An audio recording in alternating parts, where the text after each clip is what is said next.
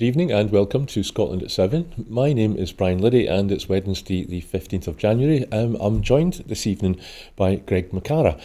Greg is the Chief Executive of the Scottish Independence Foundation and is a member of the SNP National Executive and was previously a West Lothian SNP councillor. Good evening, Greg, and thank you for giving up part of your time for us.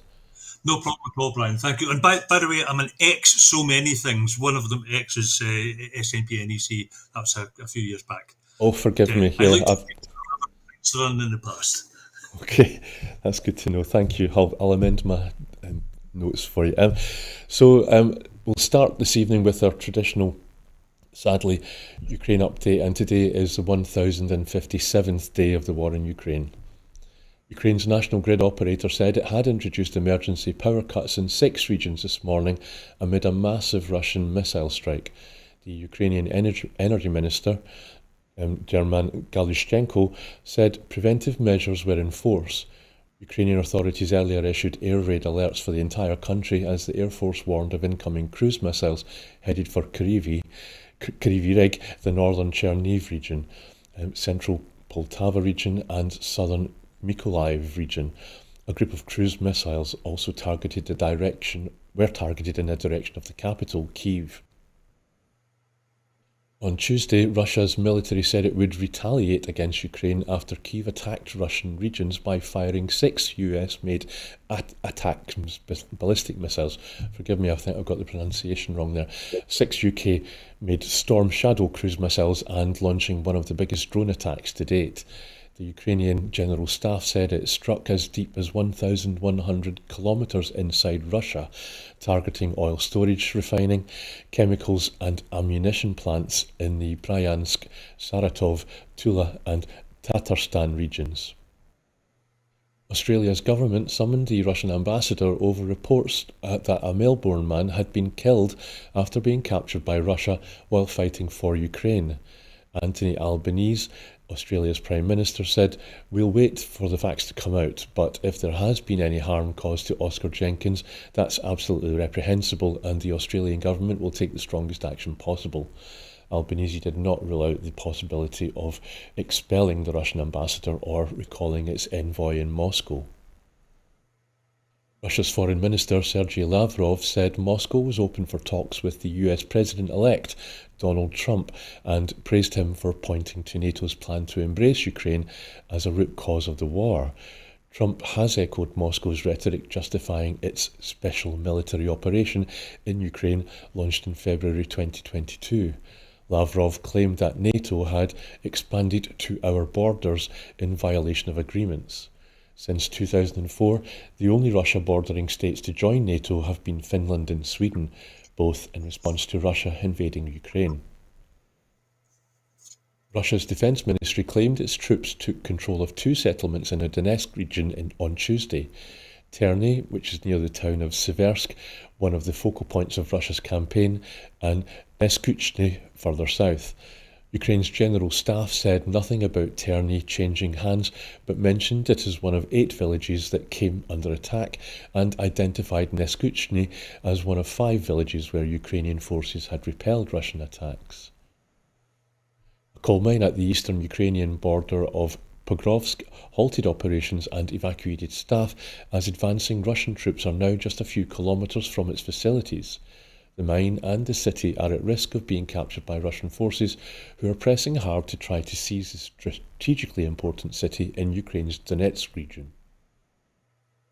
The European Commission intends to propose a ban on imports of Russian primary aluminium in its 16th package of sanctions against Russia over its invasion of the Ukraine. EU diplomats said on Tuesday. The Commission held informal meetings with EU countries on Tuesday to discuss details of the forthcoming package. The United States and UK banned the import of metals produced in Russia in 2024, but the EU declined to follow suit owing to opposition from some member states. The leader of the pro-Russian breakaway Moldovan region, Transnistria, has visited Moscow for talks on resolving its energy crisis, local media reported on Tuesday, after Moscow cut off gas to Moldova on 1st of January. So, Greg, that's quite a lengthy update. It seems that there's a lot going on in the Ukraine.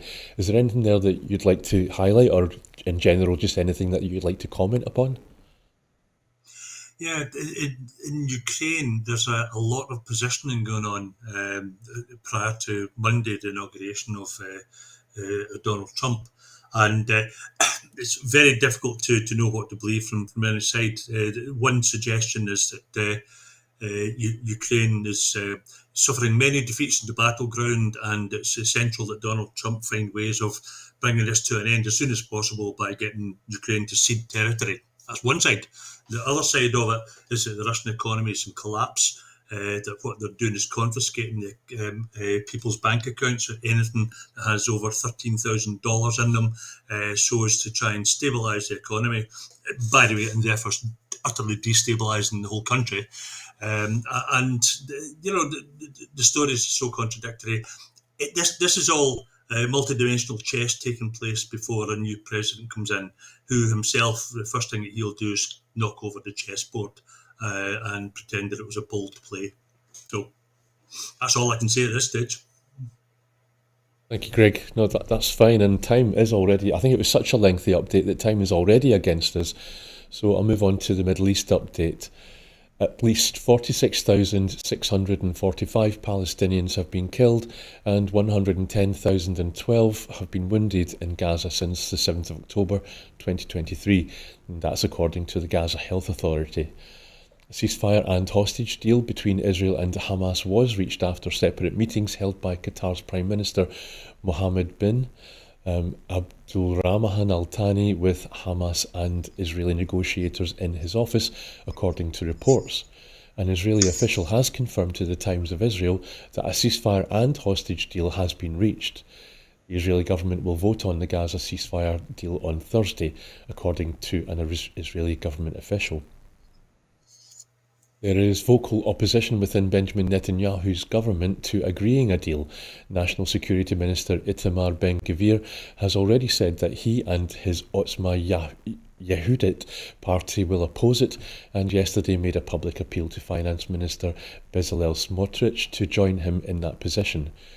Can News reported that Ben-Gvir had cancelled his schedule for Wednesday and was in talks with Smotrich's people in an attempt to convince him to resign from the government.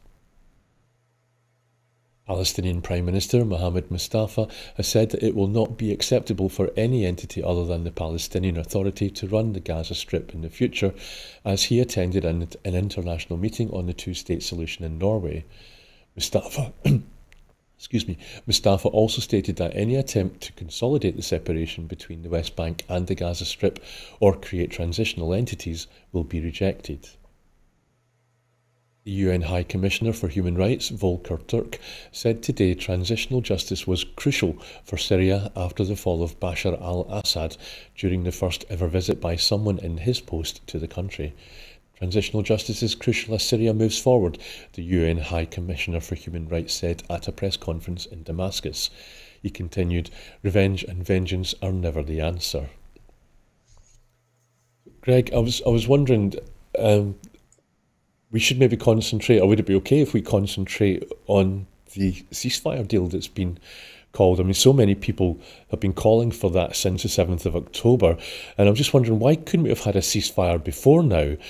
What's changed to let it come about? Has Netanyahu changed his mind, or has Trump, who doesn't start work until next Monday, as you said, has he already had some kind of benign influence on the situation there? Yeah, it's actually against the law in the USA for anybody to meddle in international affairs unless they hold office, and like incoming presidents are supposed to just not meddle at all until they're inaugurated. However, the law apparently doesn't apply to Donald Trump, and he's been doing precisely that for some time. So yes, he's possibly had some kind of influence in this. It reminds me the late and much lamented Jimmy Carter, just days before he left office and handed over to Reagan. That's when they solved the hostage crisis for Iran. And he had hoped that it would be done some time before that. And there's meddling politics involved in whether or not deals are put in place all around what makes a good look for the person outgoing or the person incoming. And I just simply, I'm not a conspiracy theorist, but I think it would be ridiculous to suggest it's simply a coincidence that 5 days before the change of president, that there's been such a dramatic change of policy in Israel. So it's good to see it happen.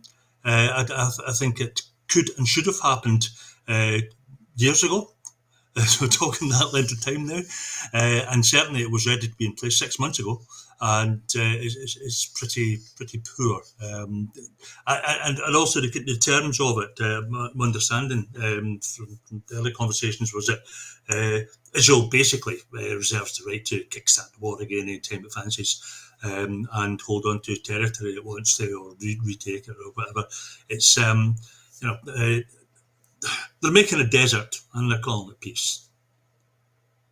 Thank you, Greg. And you mentioned it's been going on for years now. I mean, I take it you meant the 7th of October 2023. We're now in January 2025. But I ran out of time, didn't get a chance to double check, but certainly there was talk that one of the terms of the ceasefire was going to be that Israel would release hostages that they've held for over 15 years, which and I'm figuring that is in the final ceasefire agreement, but that would show that all of this trouble didn't start on the 7th of October, as some people have claimed. Started in 1948, and there's been effectively war between the Arab nations and the State of Israel since then, or the newly formed State of Israel. So yeah, it's dragging on. I mentioned Jimmy Carter earlier on. The only person who actually brokered and put effort into brokering anything remotely resembling a genuine peace deal was Jimmy Carter with the Camp David talks. And it's one of the reasons why I know many people will slag him for a lot of things. I think he was the finest president of the last century. And I doubt we'll see his like for some time yet. So it's peace of a sort. It's a cutting back on war. I wouldn't go as far as to call it peace. Because the armed forces of the IDF will be ready to strike where and when they want, at whatever notice and whatever type of provocation they think is sufficient. So I hope the see the hostages released. It's horrible what has happened to the people and has continued to happen to them. I don't want to see the destruction, the annihilation of any people or any group of people. We had enough of that in the Second World War, and people should have learned lessons from that. But genocide of various types are still continuing, and what is happening in Gaza, as described internationally and by several countries, has been genocide. So if we can see a reduction in that, that'll be a start, but it's certainly not a conclusion. Greg, we're well over time, and so we really need to crack on if we're going to get through everything tonight. But just one thing, have you had a chance to check it out, the actual terms? Is there going to be anything in the ceasefire agreement about who's going to pay for the rebuilding of Gaza? It's been totally flattened. I've not seen anything, and at the same time, I think we're getting such, especially in social media, we're getting such a range of speculation over it that probably, and this one, just wait until we get some facts. And my earliest points are, I think we'll get facts more like hours before, if it isn't days before, the inauguration on Monday, because I think they're interlinked. I can't see any chance they're not. Okay, thank you, Greg. So, in Stirling today, First Minister John Swinney set out his vision for eradicating child poverty in Scotland, committing himself to delivering swift progress and lasting solutions on his government's top priority. In the second of a series of major speeches, the First Minister set out how he intends to deliver progress on child poverty through the coming year's budget and his vision for long-term solutions over the next Parliament. Mr Swinney highlighted the three strands of his approach to ending child poverty. That's delivering progress through social security support for families, including mitigating the two-child cap, taking action to deliver more personalised, family-centred public services, replicating the best practice found in parts of Scotland and ensuring families get the right support at the right time, and using the education system to enable young people to overcome the barriers of poverty and ensuring they have the same opportunities enjoyed by peoples in more advantaged communities. Ahead of the speech, the First Minister said, excuse me, I cut my political teeth in the 1980s, and I remember vividly Margaret Thatcher's assertion that there is no such thing as society, a phrase which captured a hugely damaging ideology. He continued, in my view, there is nothing without society, nothing without community and connection. We thrive and flourish not when we stand alone, but when we stand with others. If one child in our community hurts, we all hurt. If one child struggles, we all struggle. He went on to say, helping our most vulnerable children is not just a moral imperative, it is a social and economic one too, because Scotland will never reach its full potential until each and every one of us is able to flourish. I am determined to make progress as swiftly as possible towards our goal of eradicating child poverty, including putting in place the systems needed to end Labour's two-child cap. But I am under no illusions that we will be able to end child poverty in Scotland overnight. It will take strong collective action in the long term, and that is what my government will deliver in partnership with people and organisations working in our communities. I want us to both imagine and create a better Scotland, because there's nothing wrong with Scotland that can't be fixed by what is right with Scotland. As a nation, I want us to think big and act bold about our future. That is what I am determined to do now and over the course of the next Parliament, if I'm privileged enough to be re-elected as First Minister. Our ambition to end child poverty must be central to the government's agenda now and beyond 2026. John, this seems like well, not seems, it was a heartfelt speech, and with what seems like a moral imperative. And there's people who say that child poverty can never be eradicated, but John Swinney said it's not just about doing the right thing and giving cash handouts. He made the case that that if future generations are going to be, he didn't say this explicitly, but I think that's what he said, if future generations are going to do better than the ones that were there before, then it needs to start when they're really young. They need the best start. So really, his speech, it's not just kind of good words, is it? It's actually economic good sense. Utterly so. I'm a former councillor from a good while ago, about 7-8 years ago or something sort.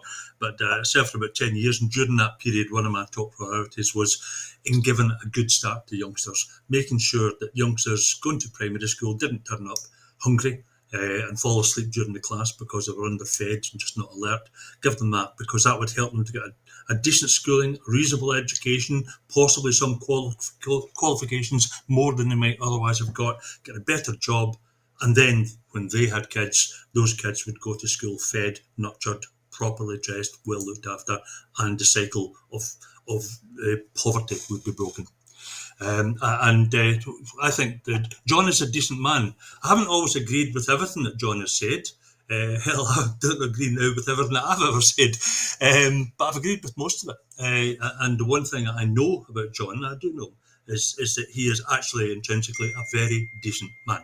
He cares about people, and he doesn't mince his words on that. If he says that he wants to work on the eradication of poverty, he absolutely means it.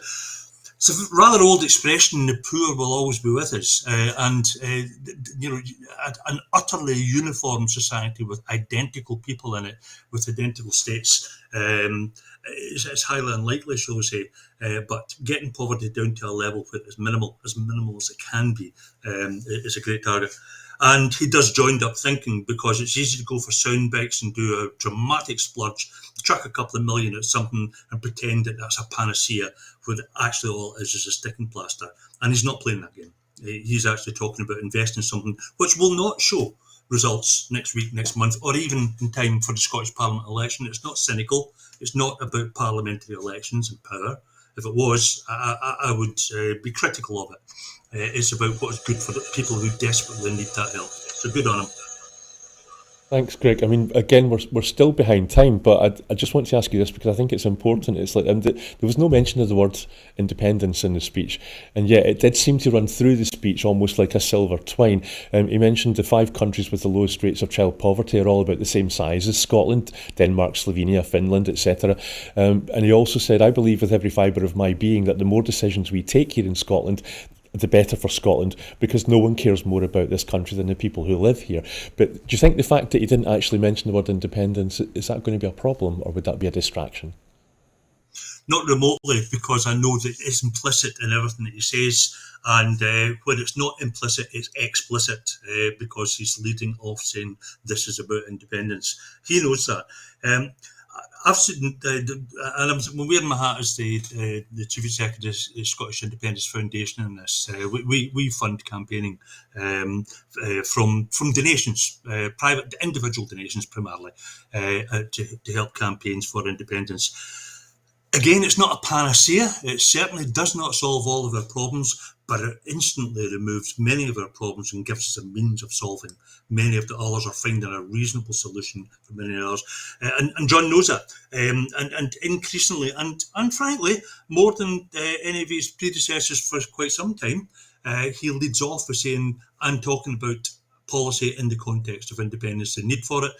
But what he's doing is not just saying vote for it because I, John Swinney, think it's a good idea. He's saying, you have told us what your concerns are, and what we are saying is the only way we can address your concerns, the way that you want them addressed, solved the way you want them solved, is through independence, because we need the power, we need the authority to do that. And he hardly makes a speech these days without saying that very explicitly at the start, or embedded through it, and it's implicit. This is the way to go. It's the only way to go. Thank you, Greg. We're going to struggle to get through every item on the agenda tonight, but just we'll do the best we can. Just hot off the press, I've just been handed that the First Minister has made a comment on the Gaza ceasefire agreement. He said, since the outset of this conflict, the Scottish Government has called for urgent de-escalation, an immediate ceasefire by all sides, and the release of hostages.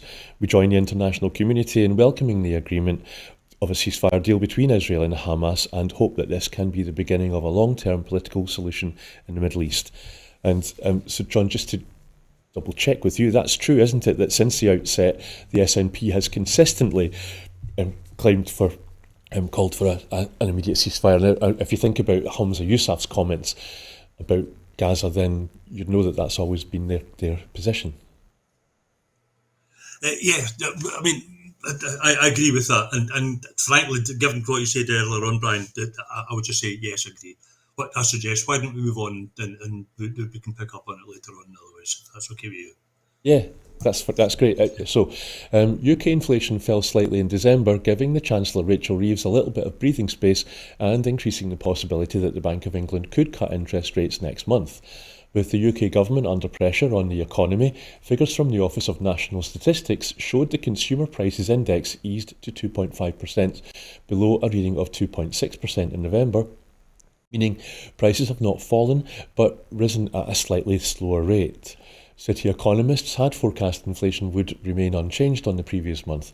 However, inflation remained above the bank's 2% target, and experts have warned it could rise above 3% before the end of the year. The pound gained 0.1% against the dollar, rising to $1.2228 on Wednesday morning, as financial markets priced the probability of an interest cut next month at 73%, up from 62% before the inflation figures were released.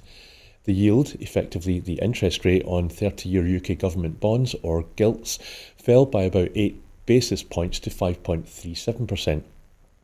It had been as high as 5.47% on Monday, the highest since 1998.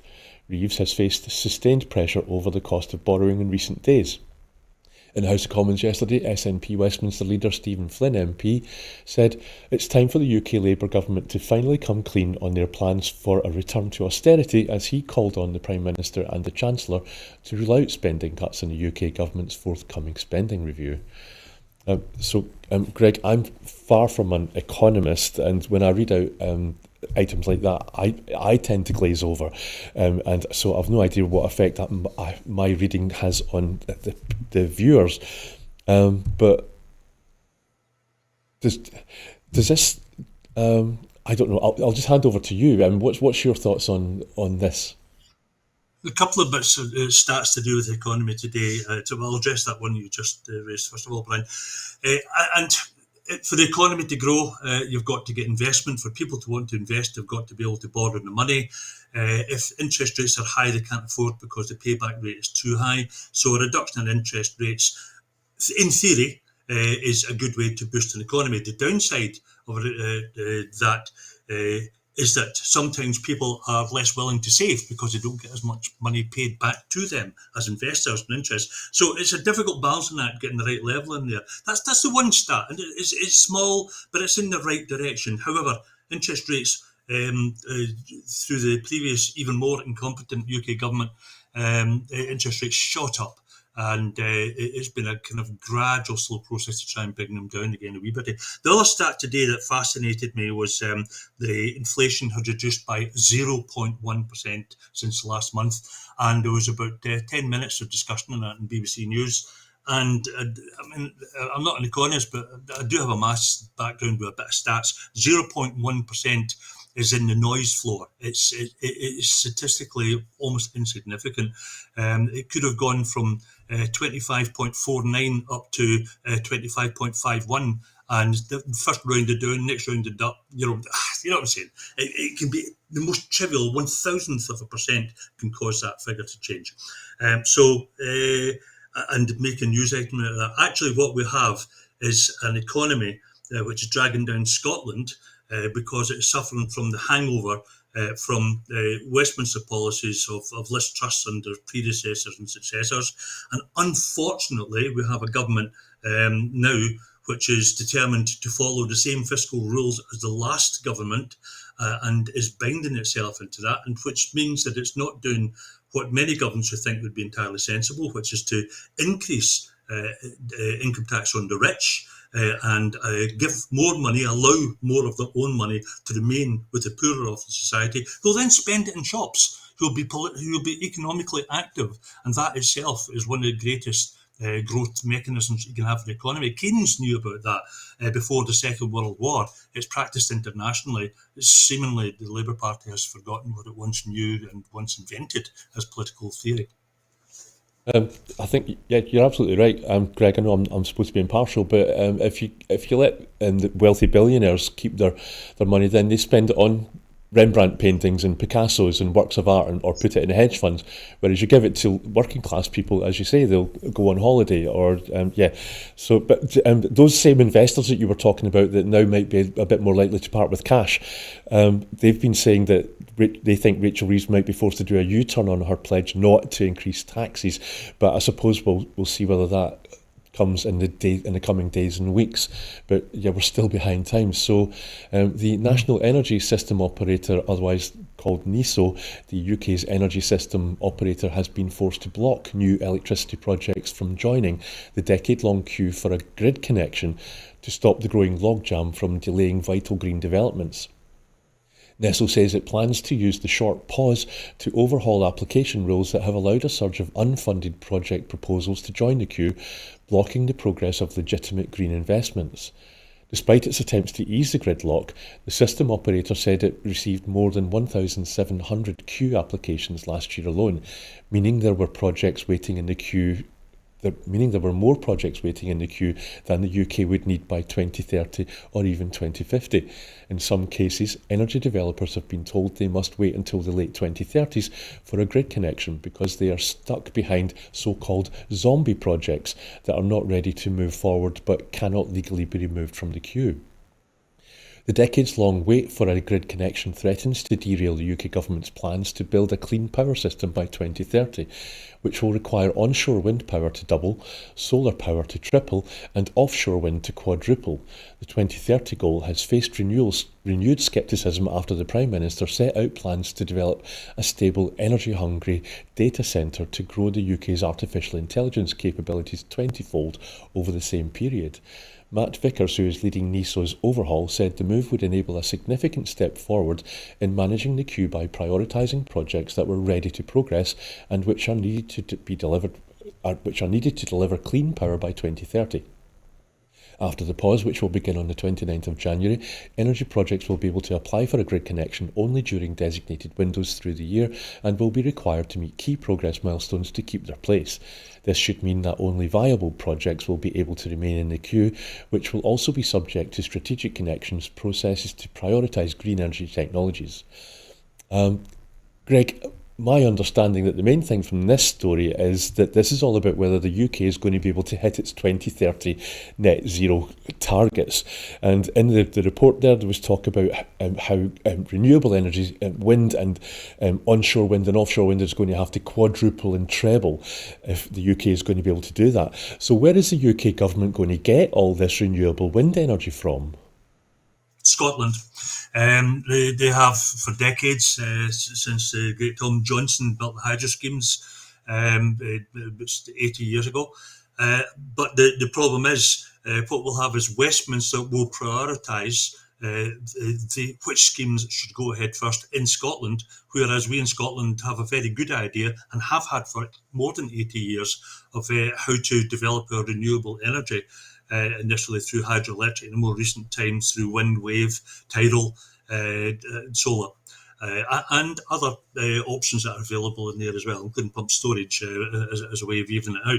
So we have good policies in Scotland. What we don't have is the access to the investment powers, the ability, the right to borrow as much, to invest as much.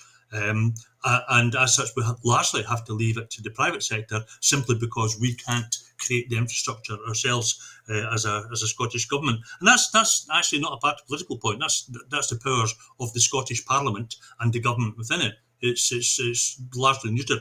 So the unfortunate bit about that is that for the sake of prioritising a scheme which could be of benefit south of the border, but of limited use, we might very well see that schemes in Scotland which are of greater benefit, particularly to Scotland, are shoved further down the queue. I will make the general point that this idea of zombie projects, which don't seem to be heading towards becoming real, being shoved down, that in principle I have no problem with whatsoever. I think it's quite right that they should be assessed.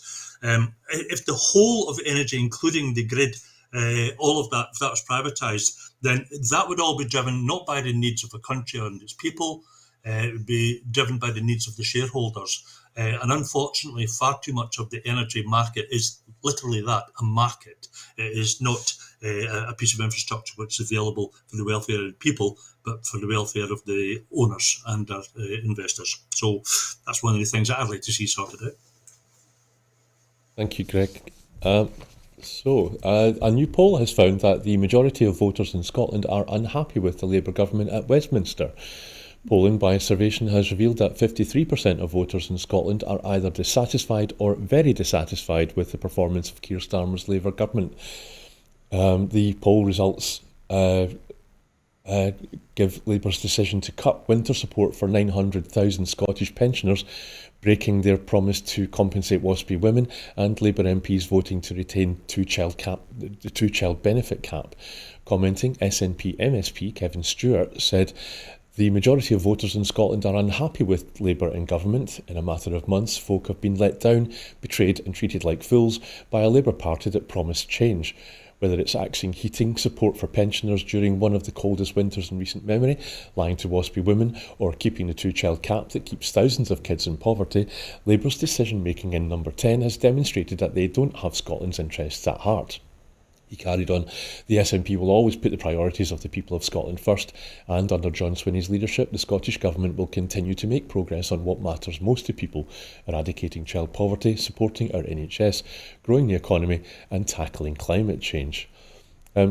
Greg, I think there was a more interesting exchange about this in Westminster between Stephen Flynn, the SNP MP and leader of the SNP in Westminster, and the Scottish Secretary Ian Murray.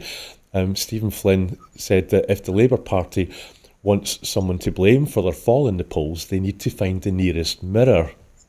And he also said that he asked Murray if the poll was indicative of how badly the UK Labour government had performed in its first 6 months in power.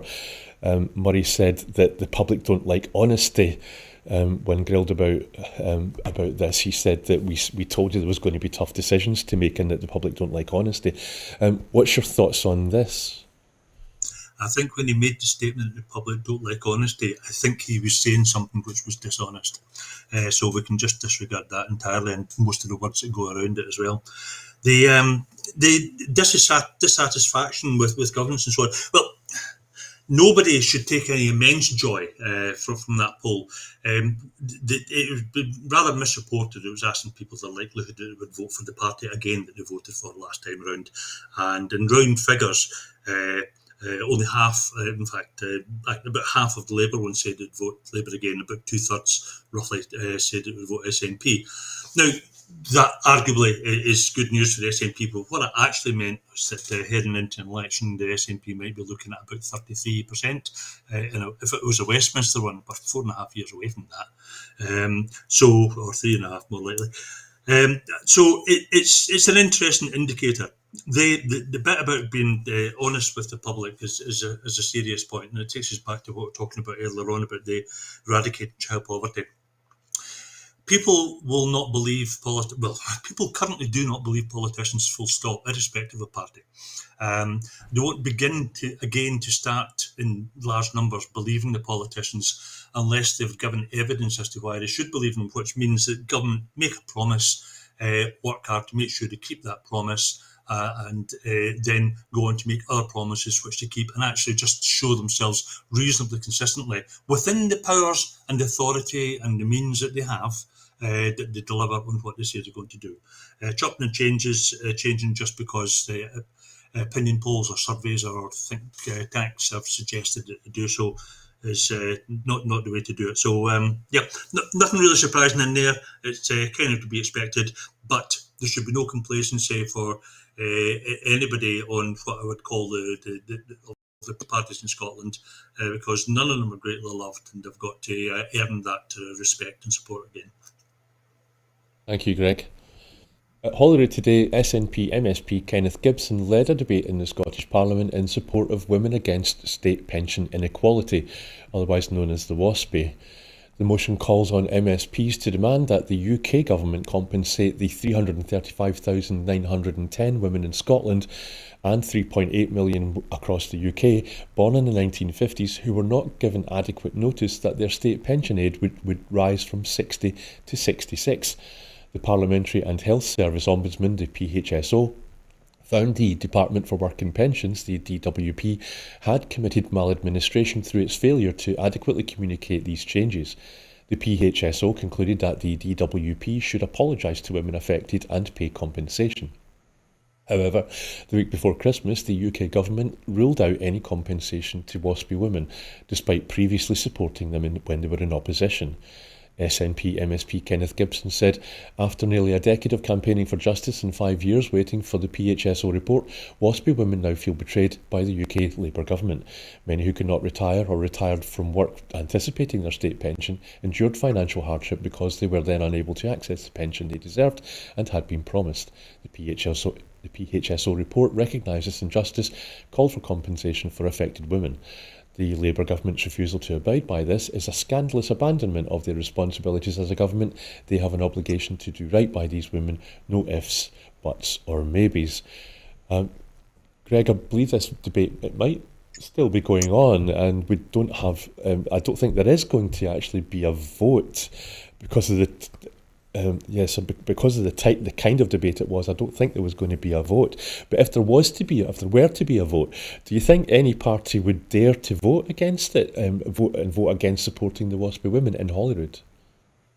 And I think the modern form of brave politics is to abstain and then blame everybody else for how they voted. That seems to be the way it's headed for the Scottish government budget.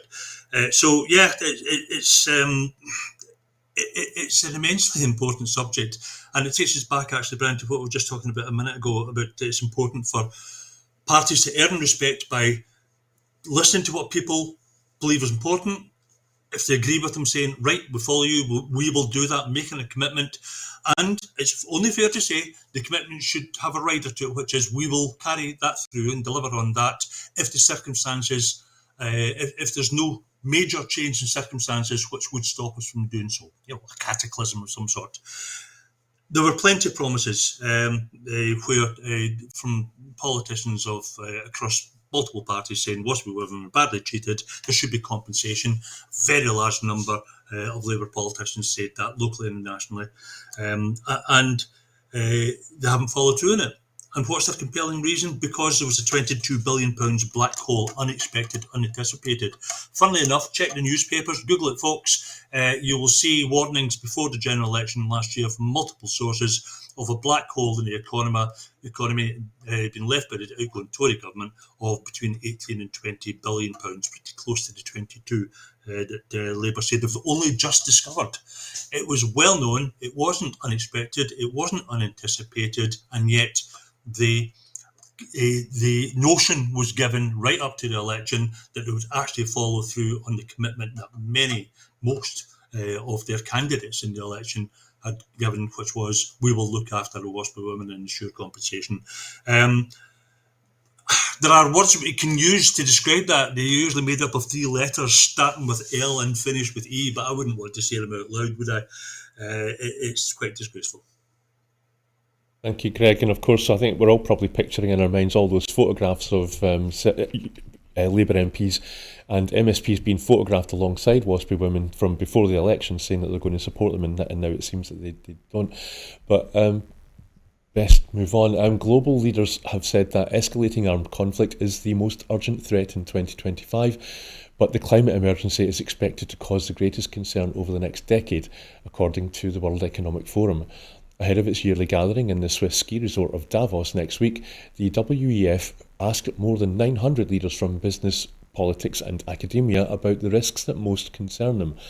Looking ahead to the coming 12 months, 23% of respondents feared state-based armed conflict as Russia continues to wage war in Ukraine and a series of other deadly clashes continue, including in Sudan and Gaza.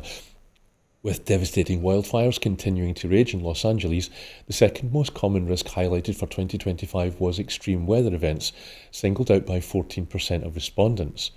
Throughout last year, a series of dramatic floods, droughts and fires underlined the impact of the climate crisis on weather patterns, with scientists finding that global heating makes such events more likely and, in many cases, more extreme.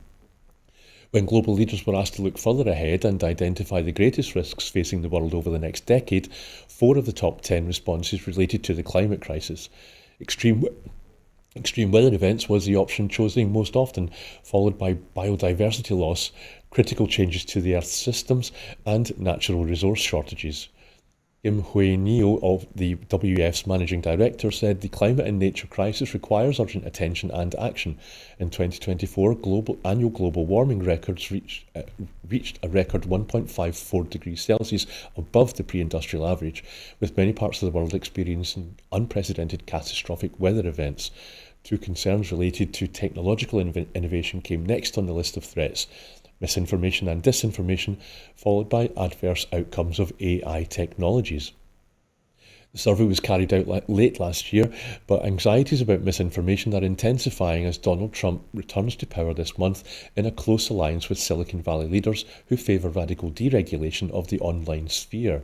This year's week-long Davos meeting will take place in the shadow of Trump's inauguration, with the president set to address the gathering virtually next Thursday. Organisers are expecting 60 heads of state and government to attend, alongside chief executives and campaigners. The Chancellor, Rachel Reeves, who is under pressure after turmoil in the bond markets, told MPs on Tuesday that she would attend. Greg, what interested me about this item is that it seemed to be asking people to put things in separate silos. And what do you think's the biggest threat facing us? International military conflict, and some said, climate change, and some said artificial intelligence. But do you agree that they're all linked? I mean, doesn't climate change perhaps increase global conflict, and would artificial intelligence perhaps help solve or the whole mess? I think you're spot on, Brian. To try and put these issues in silos and treat them as if they're all distinct from each other is just foolish, because one has a knock-on effect on the other anyway. It's a bit scary that whereas there are several international political leaders who really have got the issue, they understand where we're headed, and at 1.5% increase in temperature in the planet is to send over a period of time, coming within a few years. If that happens, then don't want to say irreversible, but exceptionally difficult to stop, if not reverse. So the right to do that. Unfortunately, there are those that are short-sighted who are interested in quick profit rather than long-term survival, because they're going to be dead anyway. So what's this long-term survival nonsense? And that's why you get from America, which for a while under some of its leadership, not many, was trying to make some strides toward getting a grip of the use of hydrocarbons causing global warming. Instead, on Monday, we're going to have a guy sworn in whose one of his favourite slogans is "Drill, baby, drill," and the attempt to nab Greenland. I don't take it at its face value. I really don't actually expect the Marines to be landing on the shores of Greenland in the near future, invading it. But there are other methods of invading countries and taking over the resources, as have been demonstrated over a few centuries, and they don't all need military. And I think it's largely after the very large known hydrocarbon resources of Greenland, and wants America to be in the position to be able to exploit them for business interests. Rather than prevention of world warming, global warming, quite the opposite of prevention. Yep. Thank you, Greg. I'm not supposed to make any comment, especially when we're so short on time, but every time I hear someone say, "Drill, baby, drill," I think "burn, baby, burn." And of course, now we're witnessing the fires in Los Angeles, which the about to become president-elect is claiming that those aren't due to climate change, which is incredible. Anyway, so let's go to South Korea. South Korea's impeached president, Yoon Suk-yeol, was arrested and questioned for hours over his ill-fated declaration of martial law last month, handing himself in after an early morning standoff outside his official residence in Seoul. His detention on Wednesday makes him the first sitting president in the country's history to be arrested. Officials from the CIO said Yoon refused to talk during 2.5 hours of questioning and refused to be filmed. His presidential motorcade was seen leaving the CIO offices late on Wednesday evening. Yoon is expected to be held at Seoul Detention Centre, where other high-profile figures have previously spent time. He can be held for questioning for up to 48 hours on the existing arrest warrant. Authorities must then decide to release him or seek a fresh warrant to detain him for up to 20 days. Yoon's supporters and those who oppose him have been protesting in the capital for days. While the president was being interrogated on Wednesday, an unidentified person set themselves on fire nearby, authorities said, adding that the man in his 60s was left severely burned and unconscious. The CIO is an independent agency launched in 2021 to investigate officials, including presidents and their family members, but it does not have the authority to prosecute the president and must refer cases to prosecutors for further action. Yoon's arrest is the latest chapter of a saga that has rocked South Korean politics and triggered concern among its international allies. Greg, is it worth mentioning North Korea in relation to this story? Will they be watching on and rubbing their hands in glee? I think they're probably doing more than that. I'm sure there's a lot of misinformation and disinformation going on, and they'll be infiltrating social media to try and stir dissent. That's almost inevitable. It happens when two countries are antagonistic towards each other. There's always those wars of disinformation.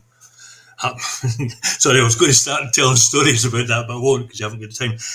I think this actually perversely reflects rather well on the people and the politics of South Korea. That's a strange thing to say. But the reason why I think back 4 years and what we had was a president had lost an election and there was a new one coming in. Joe Biden was about to be sworn in, and the outgoing president didn't accept he was outgoing, and he stepped up the people to storm the Capitol. And we know the whole story and how it panned out. And now we have pretty well the opposite. What we have is an incumbent president who attempted to subvert the constitution of his country and to grab absolute control. But instead of, as happened in the States, where the MAGAs turned out and happily stormed the Capitol to support Trump, in this case, the people of South Korea turned out to to scale the barricades to make sure that he could be taken into custody and go through due process of law. The people themselves, now it wasn't all the people who lifted him out of the barricades he was hiding behind, the authorities did that, but the people themselves have been out in the streets demanding that he be treated as a criminal, or should be treated as a suspected criminal and put on trial, impeached first of all. And the people have won. And it was a comfortable overall majority. You still have your crazy people in there that thought he was a wonderful guy because he ignored the Constitution. You'll always get them. But they reacted better to the MAGA Republicans than the MAGA Republicans said. So good luck to them. Thank you, Greg. And if I had time, I was going to ask if you talk about how the fact that the president said that he handed himself in despite the organisation that's doing the interviews was anti-democratic, and yet he's personally was responsible for trying to put the country into lockdown against the country's constitution last month. So kind of a bit self-contradictory there. But the next item is the Scottish National Investment Bank, or SNIB, has announced a £20 million investment to support the development of a manufacturing facility with around 900 jobs at XLCC in Ayrshire. The Scottish Government say this is the first in a series of strategic commercial investments in Scotland's offshore wind supply chain to be delivered. Scottish Government investments, totalling up to £500 million over 5 years to boost private investment in the sector by up to £1.5 billion, are being delivered by the Scottish National Investment Bank, Scottish Enterprise and Highlands and Islands Enterprise. The investment supports the delivery of green industrial strategy, which highlighted Scotland's wind economy as one of 5 priority areas to secure growth and investment. Acting Cabinet Secretary for Net Zero Energy Gillian Martin said, stimulating private investment and providing market certainty are central to ensuring that Scotland's vast and growing offshore wind capabilities deliver economic growth, jobs and prosperity across the country. It is precisely why the Scottish Government, working in partnership with the Scottish National Investment Bank and our enterprise agencies, is taking a strategic approach to attracting investment to the infrastructure and facilities needed to turn vision into reality. The bank's investment in XLCC's subsea cable manufacturing facility at Hunterston is the first in a series of game-changing investments being made to help leverage £1.5 billion of private investment through up to £500 million of Scottish Government investment over 5 years. Greg, this sounds like a good news story, and yet one that's possibly linked or certainly chimes with an item that we already discussed, which is, where is the UK government going to get all this renewable energy that it needs? And the bulk of it comes from Scotland. The fact that onshore wind farms, which had been banned by the Tories, are going to be encouraged by the recently installed Labour government is probably quite sensible. It's because they don't have the same shoreline as Scotland for the number of people that have living there. To get the energy, they have to use the land mass rather than just the littoral areas and slightly offshore. So that's fair enough. As far as the investment is concerned, from the Scottish National Investment Bank, £20 million, that's tiny, and I wouldn't say insignificant, but tiny, and the government will know that, and the government will regret that, because but there's nothing much can be done about that, because in the current circumstances of finance, the Scottish Government, it only has limited borrowing powers, and a lot of that borrowing has to be spread over a range of projects, all of which have quite a high priority. In investment in infrastructure for social purposes, hospitals, schools, houses. So that's got to be done. The solution takes us back to what we were saying earlier on. The solution is that we should have the powers of a normal country, so that we can borrow in the international markets. You can borrow at reasonable rates if you're seen as a good prospect, because you have some collateral behind you. In the case of Scotland per capita has massively more collateral than most of the countries in the world. Not all, but most. And our resources are phenomenal. Our renewable resources are outrageously good, but we just can't tap into them as much as we want, not under government control. Private companies can do it because they can raise their money. No restrictions on how much they raise particularly, but there are restrictions on what Scottish Government can raise. So it's a step in the right direction. I'd like to see us go further, but this is another example of when people say, we want to be more green, we want to have more renewable energy. The answer to that is yes, and your government wants to do that, but a vote that was taken in 2014 where people said, no, we don't want the powers to do that, meant that we don't have the powers to do it. Better luck next time when you're voting. Thank you, Greg. We are out of time. We've only got 2 minutes left, which is about as long as it usually takes us to wind up the show. Unless, Greg, you're willing to kind of provide a bumper edition, but I don't want to what do you, the last item I'm was... happy. Fire away. We'll make a wee stab at it then, and if my colleagues in the control room are okay with that as well. So the Deputy First Minister, Kate Forbes, has welcomed a deal which will almost restore the workforce lost at the site of the old Michelin tyre factory in Dundee. Advanced textiles manufacturer Wilkie has become the major shareholder in the Michelin Scotland Innovation Park, planning to invest up to £50 million and triple its workforce to 600. This will be in addition to just under 200 staff already on site at MSIP. When the Michelin tyre factory closed down in 2020 with 850 jobs lost, the Scottish Government began working to retain the site as an economic hub which would bring jobs back to the region. Ministers played a leading role in putting together a partnership with Michelin, Dundee City Council and Scottish Enterprise, which invested almost £50 million to create the park. Since it opened, MSIP has become a centre for innovation and skills with 16 tenant companies and 190 workers. It includes an innovation hub and labs and a skill academy led by Dundee and Angus College. The park has also supported 53 new businesses through its Innovator Accelerator programme, creating more than 80 jobs elsewhere. On a visit to the park with Wilkie CEO Hamish Rowan and General Manager John Reid, Deputy First Minister Kate Forbes said when Michelin closed the doors of its tyre factory, the Scottish Government promised to reinvest in the site's economic future. We hoped that we'd be in the position we find ourselves in today, bringing in a major employer like Wilkie with a strong Scottish heritage.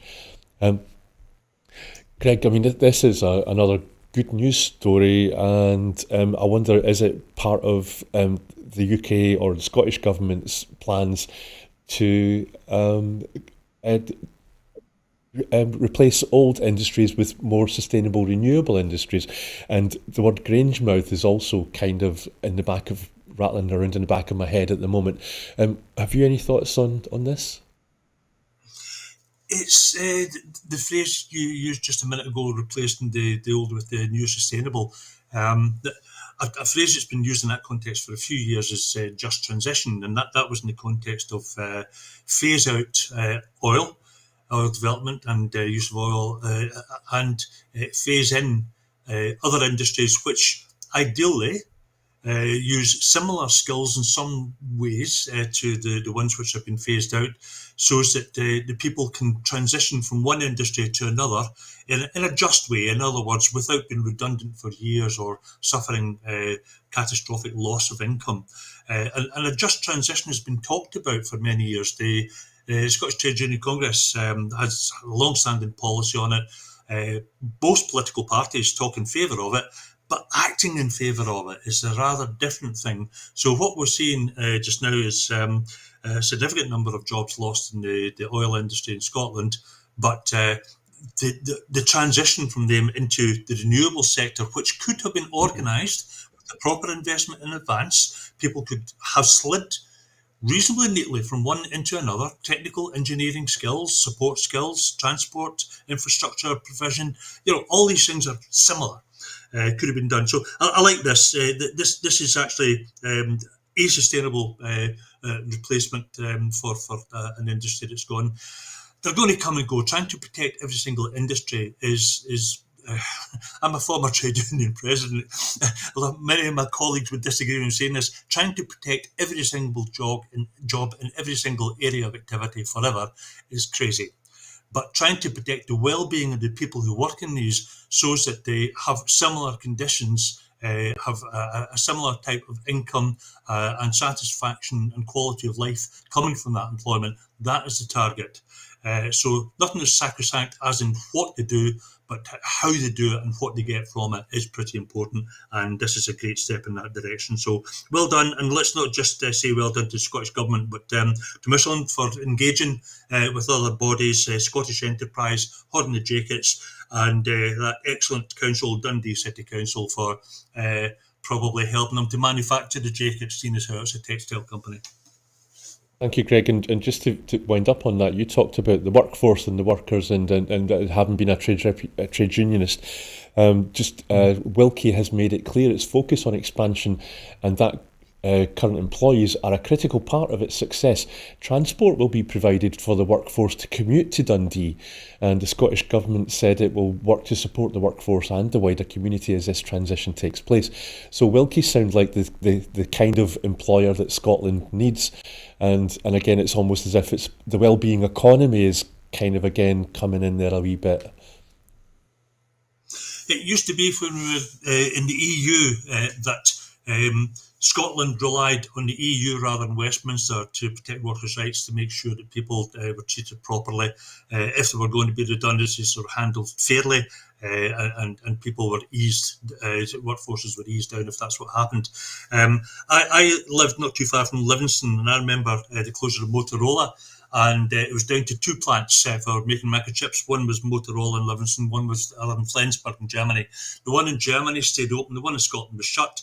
Why? Because the Labour government at the time refused to use its authority to try and negotiate a deal to give workers' rights similar to what they had in Germany. And that way, Motorola thought easier to shut down the Scottish one and throw them in the slag heap, and we'll keep the German one because their laws are stronger and they're better protected.